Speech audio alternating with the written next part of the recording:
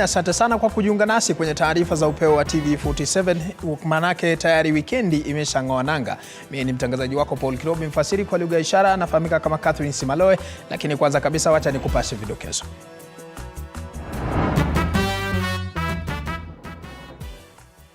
And therefore I find the first accused person guilty as charged. Jowie Irungu apatikana na hatia ya kumuua Monica Kimani. The second accused person is acquitted of the offense. Huku Jackie Maribe akiondolewa mashtaka. Maafisa wanne wa polisi waliokuwa kazini wakati mshukiwa wa mauaji Kevin Kang'ethe alipotoroka waachishwa kazi. Na maafisa wote wakuu wa usalama watakiwa kurejea kazini kutoka likizo kukabili pombe haramu. Bila shaka mtazamaji unafuatilia matangazo haya kupitia mtandao wa Facebook TV47 Live na mtandao wa YouTube ni TV47 Live. Tung'oe nanga, mimi ni mtangazaji wako Paul Kilobi. Mahakama Kuu imempata Joseph Irungu maarufu kama Jowie na hatia ya mauaji ya mwanabiashara Monica Kimani. Kulingana na mahakama, upande wa mashtaka ulidhibitisha kikamilifu kuwa Jowie alitekeleza uhalifu huo usiku wa tarehe 19 mwezi Septemba mwaka 2018. Aidha, dhamana ya Jowie imefutiliwa mbali na atasalia rumande hadi Machi tarehe 8 mwaka 2024 ambapo mahakama itatoa hukumu yake. Sheila Chalangat anatuarifu mengi zaidi. Naarifiwa taarifa hiyo tutakusomea mwendo wa baadaye, kwa sasa bado ingali inapikwa. Lakini tukiachana na hayo, kwingineko ni kwamba mwanahabari Jackie Maribe ameondolewa mashtaka ya mauaji kwa kesi ya mfanyabiashara Monica Kimani yaliyofanyika tarehe 19 mwezi Septemba mwaka 2018 katika eneo la makazi ya Lamuria Gardens hapa jijini Nairobi. Kulingana na jaji wa mahakama ya juu Grace Nzioka, hapakuwa na ushahidi wa kuashiria kuwa Jackie alikuwa na uhusiano wowote na marehemu Monica Kimani na pia hakukuwa katika eneo la tukio. Mwanahabari wetu Elizabeth Mutuku anafafanua zaidi kuhusu ni kwa nini Jackie akaondolewa mashtaka. Baada ya safari ya miaka 5 ya kutafuta haki kwa mauaji ya mfanyabiashara Monica Kimani na pia hatma ya mwanahabari Jackie Maribe ambaye alihusishwa pakubwa na mauaji hayo, hatimaye imefika kilele.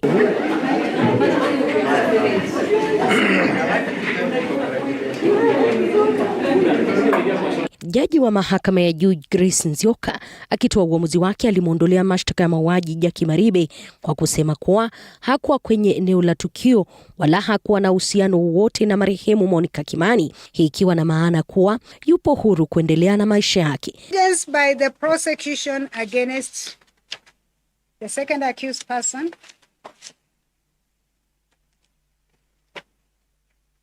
did not place the second accused person in the house of the deceased on the material night. There was no evidence that she had ever communicated with the deceased. Katika uamuzi wake, Jaji Grace Nzioka aliweka bayana kuwa Jackie hana kesi ya kujibu katika swala la mauaji, japo akiibua mchakato wa makosa tofauti kwake Jackie, mojawapo ikiwa ni kutoa taarifa kinzani kuhusiana na aliyekuwa mpenziwe Jowie Irungu. Katika taarifa yake ya tarehe 28 Septemba mwaka 2018, Jackie aliandikisha taarifa kuwa Jowie alipigwa risasi na wezi, taarifa aliyobadilisha kesho yake. Accused person having had no objection to her 2 statements which she gave the police. One saying that the second accused person, the first accused, was shot in the house, and then retracting that statement the following day. Only leads this court to the provisions of section 129 of the Penal Code, which states as follows. That section 128 creates an offense, which is an offense of giving information, false information, to a person employed in public service. Na licha ya mahakama kumweka huru, maswali yanayoibuliwa ni kuhusiana na iwapo idara ya ujasusi za wanaafisi ya mkurugenzi mkuu wa mashtaka DPP walikosa ushahidi dhidi ya Jackie au waliweka kesi tofauti. Kulingana na uamuzi huo, afisi ya DPP itaamua iwapo watakata rufaa au la. Having come this far, we want to thank God for this victory. Leave it there as we consult on the way forward. I think that's all I wish to say for now. Probably the father can say one thing. This is an issue we will consult on and decide what we will do. For now, we do not want to say anything on what we want to do. it has come to this kind of an end. Like Wakili has said, we were never in doubt about the outcome because we assist all the facts of the case. And I would also want to thank our legal team led by Counsel Katwa here. Tuko TV47 Nairobi. Na asante sana mwanahabari wetu Elizabeth Mutuku kwa taarifa hiyo. Kwingineko ni kwamba mahakama kuu imempata Joseph Irungu maarufu Jowie na hatia ya mauaji ya mwanabiashara Monica Kimani. Kulingana na mahakama, upande wa mashtaka ulidhibitisha kikamilifu kuwa Jowie alitekeleza uhalifu huo usiku wa tarehe 19 mwezi wa Septemba mwaka 2018. Aidha, dhamana ya Jowie imefutiliwa mbali na atasalia rumande hadi Machi tarehe 8 mwaka 2024 ambapo mahakama itatoa hukumu yake. Sheila Chalangat na taarifa hiyo kwa kina. It was not a case of homicide, excusable homicide. It was unlawful. And therefore I find the first accused person guilty as charged herein of the offense of murder. Ni kauli iliyomwacha Joseph Irungu almaarufu Jowie na huzuni, ila swali ni je, ni kwa nini koti hii ilimhusisha Jowie na mauaji ya Monica Kimani yaliyofanyika tarehe 19 Septemba mwaka 2018. Hiki kitovu cha kesi hii ni kitambulisho cha Dominic Bisera Haron kilichoibiwa na Jowie, kitambulisho ambacho kilitumika kuingia katika makazi ya marehemu usiku huo, mahakama ikitaja kuwa kiliibiwa kutoka mahali ambapo Jackie na Jowie waliishi siku 2 kabla ya mauaji hayo. This ID was stolen from Royal Park Estate Langata, and it happens that the two accused persons were residing at Royal Estate Langata. Muda wake wa kufika na kutoka nyumbani kwa marehemu pia ukagusiwa, mawakili wake wakisema kuwa hakuna mauaji yanayoweza kutekelezwa ndani ya dakika 10. Hata hivyo, mahakama ilitupilia mbali hoja hiyo. Aidha, mashahidi 5 walitambua nguo ambayo Jowie alikuwa amevaa usiku wa mauaji hayo: shati nyeupe, kaptura ya kaki na kofia yenye rangi ya zambarau iliyokolea, yani maroon. A lot of contestation on the shot, but it was very clear. No one disputed that the first accused person is supposed and was wearing a maroon cap. So a lot of questions was on white counsel, and the brown short. No question on the maroon cap. Yet this maroon cap knits and joins right from the house where the first accused left. The house help says he wore a maroon cap. Jenny's at Roadhouse, he wore a maroon cap. You go to Chelagat, he had a maroon cap. You go to the guard at Ramuria, Haron had a maroon cap. You go to the witnesses who were in that house, he had a maroon cap. A maroon cap has been produced in this court.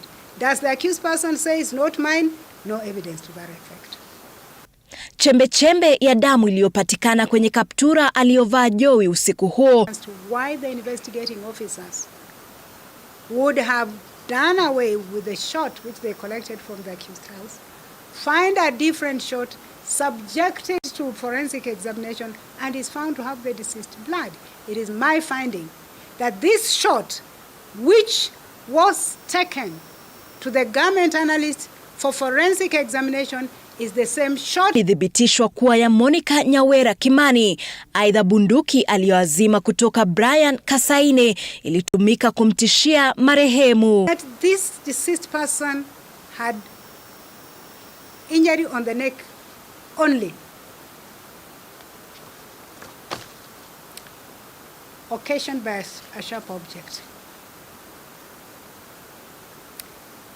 It is my considered opinion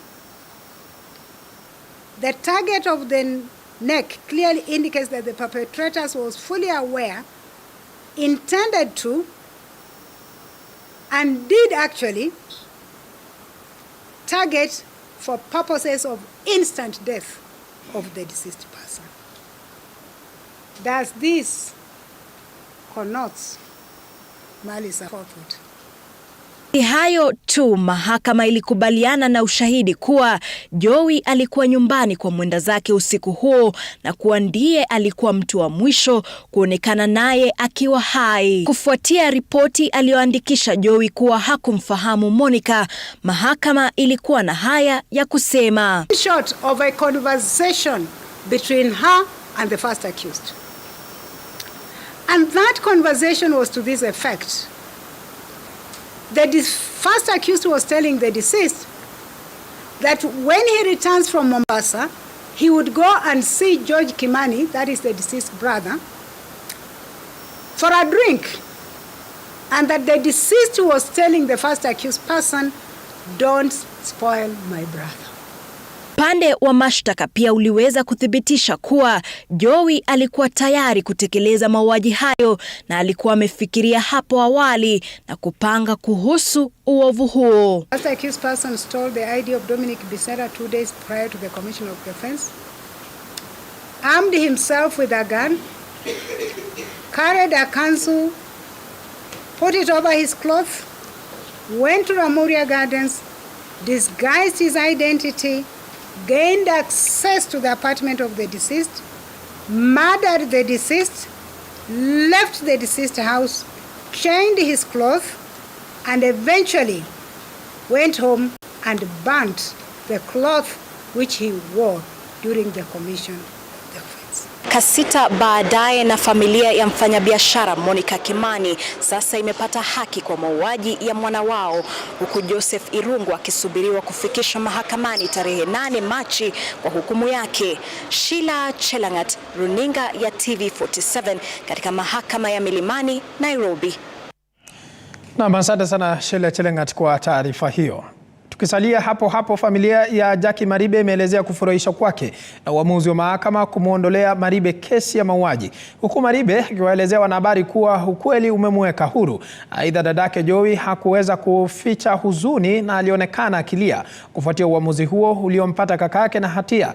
Aidha, Wakenya walikuwa na maoni kinzani kuhusu uamuzi huo, huku Jowie akizindua wimbo wake mpya wa Injili kwa jina na kuabudu Mwenyezi Mungu, kama Kisewa Emory anavyotuarifu. For you shall know the truth, and the truth shall set you free. Siku ambayo Wakenya walikuwa wamengoja kwa hamu na gamu ilifika, na basi uamuzi wa Grace Nzioka ukatolewa baada ya kesi hiyo kujikokota kwa muda wa miaka 6. Na baada ya uamuzi wa mahakama, Joseph Irungu almaarufu Jowie na Jackie Maribe walikuwa na hisia mbili tofauti kabisa. Jowie aliinama kichwa chake na kufuta machozi. Communicated with the deceased. Jackie Maribe naye alikumbatia familia yake na tabasamu usoni.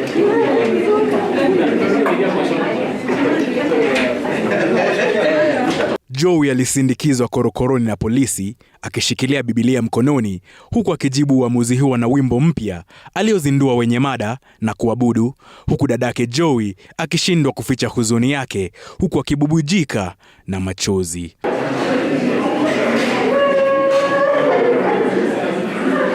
Wazazi wa mtangazaji Jackie Maribe wakiongea nje ya koti baada ya uamuzi huo wameeleza furaha yao baada ya Jaji Nzioka kutoa hukumu hiyo. On behalf of the Maribe family, I want to express our thanks to the Almighty God. It has been a torturous journey. We have suffered both emotionally, financially and everything else. But we thank God that He has come to this kind of an end. That even when the fire appears like it is almost melting our emotions, we have been encouraging ourselves in the Lord. Wakenya nao hawakuachwa nyuma, huku wakitoa maoni yao mtandaoni, wengi wakiunga mkono uamuzi wa Jaji Nzioka wa kumpata Jowie na hatia ya kumuua Monica Kimani, lakini wengine walikuwa na maoni kizanzi kuhusu uamuzi huo. With that, kindly may I request the court assistant, we now officially adjourn the court. Kisewa Emory, TV47, Nairobi.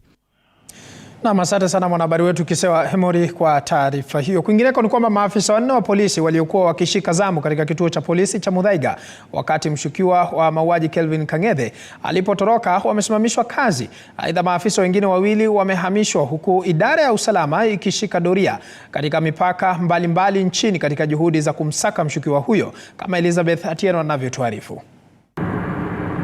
Ni takriban saa 48 sasa na bado mshukiwa wa mauaji aliyetoroka katika kituo cha polisi cha Muthaiga bado hajakamatwa. Mkuu wa polisi katika gatuzi la Nairobi, Adamson Bungei, amesema kuwa kama njia ya kuadhibu maafisa hao kulingana na utaratibu wa sheria za idara ya polisi, maafisa 4 wamefutwa kazi, huku maafisa wengine 2 waliokuwa katika zamu na maafisa hao 4 wakihamishwa katika vituo tofauti vya polisi. I don't want to open up or rather talk much about that because we are doing it, we are pursuing it, we are handling that matter. As you put it very clear, as police, we are not leaving anything behind in that matter. We are handling it with the need required, and we are focusing all our interest on that matter.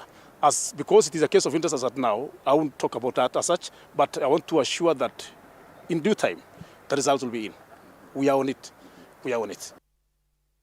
Kulingana na taarifa ya polisi, Kang'ethe alitoweka saa 11:30 jioni siku ya Jumatano wiki hii baada ya kuandaa mkutano na wakili wake John Ndegwa Maina. Kwa sasa, Ndegwa bado anazuiliwa katika kituo cha polisi cha Muthaiga.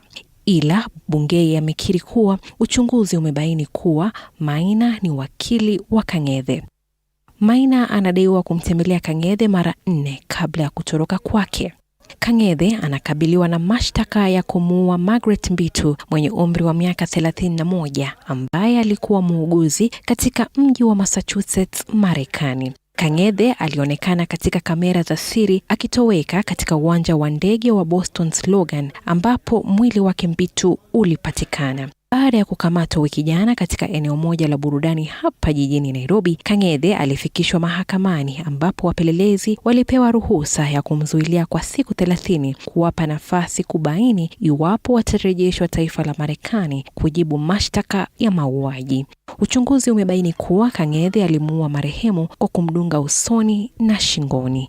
Elizabeth Atieno, TV47 Nairobi. Na tukiachana na taarifa hiyo, kwingineko ni kwamba serikali imewaamuru maafisa wote wakuu wa polisi walio likizoni kurejea kazini mara moja ili kukabiliana na pombe haramu. Aidha, naibu rais Rigathi Gachagua amesema kuwa uchunguzi umeanzishwa kubaini iwapo kulikuwa na utepetevu kazini uliosababisha vifo vya watu 13 Kirinyaga baada ya kubugia pombe haramu. Vera Albata na mengi zaidi. Siku chache baada ya watu zaidi ya 13 kufariki na wengine wengi kupofuka baada ya kubugia pombe haramu katika kaunti ya Kirinyaga, waziri wa usalama Kithure Kindiki amefutilia mbali likizo ya wakuu wote wa usalama, akiwataka kurejea kazini kukabiliana na pombe haramu nchini. Aidha, Gachagua amesema kuwa uchunguzi umeanzishwa kubaini ni maafisa gani walizembea kazini na kupelekea vifo vya watu 13 eneo la Kirinyaga. Pombe imekuja ni sumu. Imeuziwa watu wetu, wamekufa watu 13. 23 wamekufa. Zaidi ya 20 wamepoteza macho. Akizungumza katika eneo la Ngorano, Gachagua amewaonya vikali maafisa walizembea kazini na kuongezea kuwa maafisa wakuu wa usalama wa eneo hilo watahamishwa kufanikisha uchunguzi. Hata kabla tufike kotini, hiyo watu wetu walikuwa wapi? Sisi kama serikali hatuwezi kubali. Na mimi nataka nitangaze leo, serikali imechukua hatua kali. We are withdrawing them from this county, warudi Nairobi today. Aidha, ametoa wito kwa idara ya mahakama kuhakikisha kuwa hatua kali imechukuliwa kwa wale wanaojihusisha na uuzaji wa pombe haramu. Hii vita ya pombe, Rais William Ruto aliniambia niendelee naye. Watu wengine walikuwa wanasema ati Deputy President amepewa kazi ya pombe, kazi haina maana. Kazi haina maana, watu 23 wamekufa, sio ni kazi ya maana? Na nyinyi wasanii wetu wa Kirumba, tafadhali help us. Gavana wa kaunti ya Kirinyaga Anne Waiguru naye ameshutumu chama cha wamiliki wa maeneo ya burudani kwa kukiuka sheria, hatua anayosema imesababisha maafa. Hao ndio wanasaidia wale watu ambao tunafunga baa zao. Tukifunga baa, hao hawatoi kodi kwa serikali. Wanatoa kodi kwa Bar Owners Association. Wanakataa kulipa tax ya serikali, ya license, lakini wanaweza kulipa hiyo. Hiyo group ndio inaendanga kotini kutetea hao wenyewe tumefungia. Aidha, mke wa naibu rais Dorcas Rigathi amesema ataendeleza juhudi za kuhakikisha haki za vijana wa kiume zinaangaziwa na wanalindwa kutokana na matumizi ya pombe haramu na dawa za kulevya.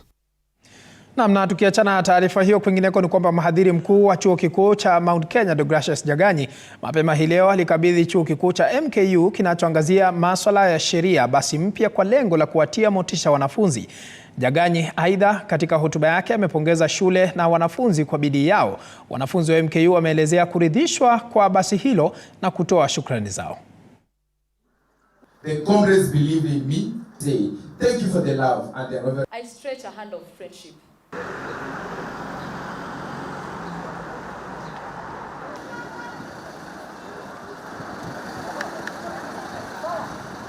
And we hope that the bus will motivate our students to be able to make sure that you use it to the best of enriching the academic activities. Last year, we took a trip to UK to be able to meet a number of universities in the UK, courtesy of Ministry of Education and the Kenyan High Commission in London. And the whole issue was to be able to build collaborations and to be able to link our different schools with other European schools. And I'm sure that your dean has been linked with the University of West of Scotland that have already shown a lot of interest of partnering with this particular school so that they can be able to take the law degree a notch higher. Na tukiachana na taarifa hiyo, tukizidi kusonga mbele ni kwamba aliyekuwa waziri wa fedha Henry Rotich amedinda kuchukua nafasi ya kazi serikalini siku moja tu baada ya Rais William Ruto kumteua kuwa mshauri wake katika masuala ya bajeti. Rais Ruto alimteua Rotich baada ya mahakama kutupilia mbali kesi ya ufisadi ya Aror na Kimwarer iliyokuwa ikimkabili. Kabla ya uteuzi wake kuwa kama waziri wa fedha mwaka 2013, Rotich alikuwa anasimamia masuala ya uchumi katika wizara ya fedha.